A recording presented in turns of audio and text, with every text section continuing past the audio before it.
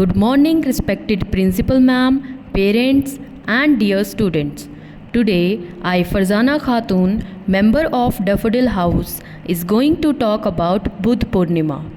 The auspicious festival of Budh Purnima is just around the corner, also known as Buddha Jayanti. The occasion is celebrated with much pomp and marks the birth anniversary of Lord Gautam Buddha, revered as the founding figure of Buddhism. It is believed that a full moon day is auspicious for Buddhists because three major events in the life of Gautam Buddha took place on this day.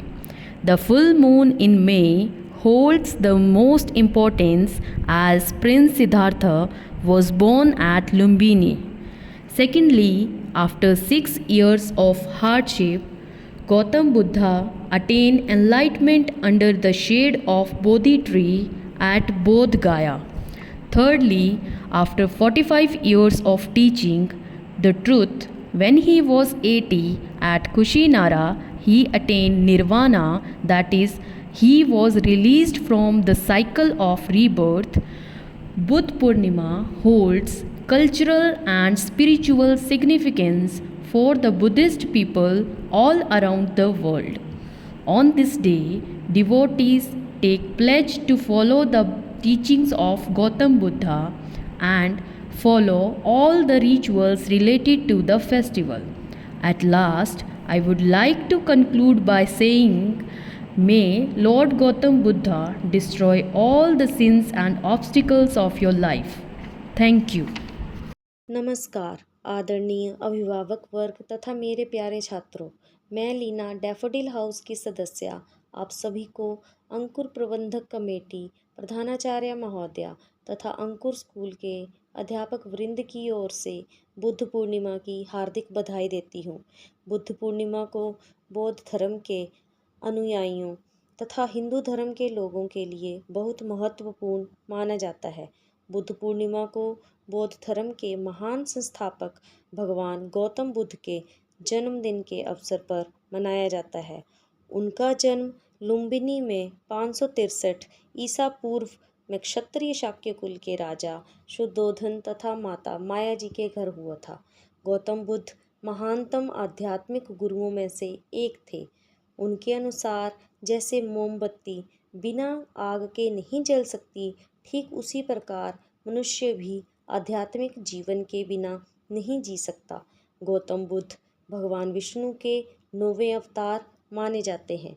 इन्होंने संपूर्ण विश्व को करुणा और सहिष्णुता के मार्ग पर चलने के लिए प्रेरित किया। उनके द्वारा दिए गए उपदेश, संदेश और विचार मनुष्य के जीवन के लिए बहुत आवश्यक हैं। भगवान बुद्ध ने सत्य की खोज में गृह त्याग करने के बाद 7 वर्ष की कठोर तपस्या की और वैशाख पूर्णिमा के दिन बोध गया स्थित बोधि वृक्ष के नीचे उन्हें ज्ञान की प्राप्ति हुई। तब से यह दिन बुद्ध पूर्णिमा के रूप में मनाया जाता है। भगवान बुद्ध ने लोगों को दुखों से छुटकारा पाने के लिए अपने उपदेशों में सत्य के मार्ग पर चलने की सीख दी है। उनके उपदेशों में से कुछ उपदेश हैं, जैसे हम जो सोचते हैं वैसे बन जाते हैं।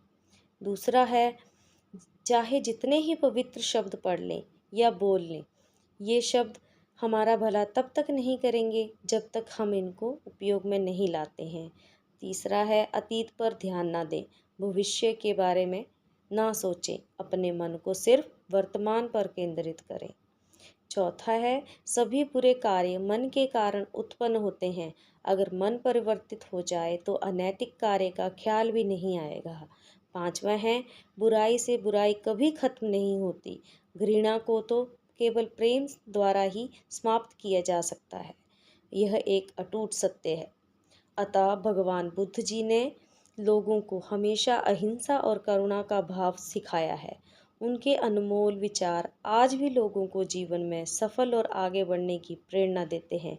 यदि हम भी महात्मा बुद्ध के बताए इन उपदेशों पर चलेंगे तो हमारा जीवन भी सुखमय बन जाएगा। अतः आप सभी को बुद्ध पूर्णिमा की बहुत बहुत शुभकामनाएं। धन्यवाद।